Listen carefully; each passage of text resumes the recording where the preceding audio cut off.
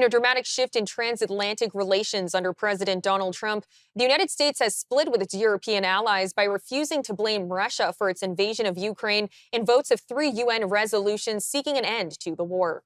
In the UN General Assembly, the U.S. joined Russia in voting against a Europe-backed Ukrainian resolution that calls out Moscow's aggression and demands an immediate withdrawal of Russian troops. The U.S. then chose not to vote on its own resolution after European countries led by France changed it to clearly say that Russia was the aggressor. Andrew Donaldson from OrdinaryTimes.com joined us for more on the votes.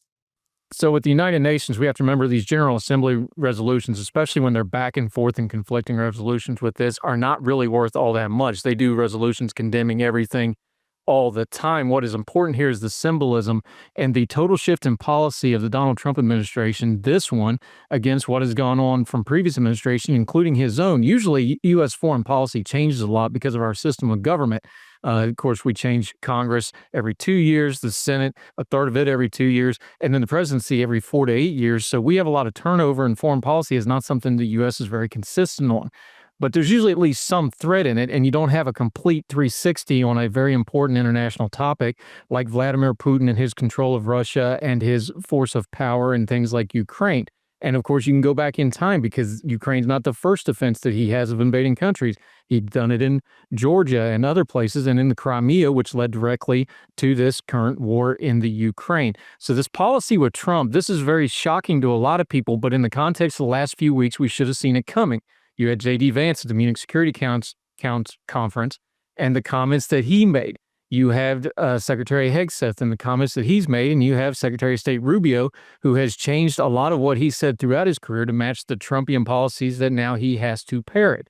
And this is all kind of in a frame of Trump's own words. He really, really likes Vladimir Putin, and he really, really doesn't like Zelensky for a lot of reasons. You can go back to the impeachment stuff where he blames Zelensky and the what he calls a perfect phone call as the genesis for the first ill-gotten impeachment attempt against Donald Trump. He just doesn't like Zelensky, and a lot of this may just be personal, and it's applying it to a policy that has millions of lives and the fate of Eastern Europe and greater Eurasia at stake. And it's a shocking development that really shouldn't shock us at all. Donald Trump has always seen the world viewed through a lens of Donald Trump first, making a deal second, and everything else third.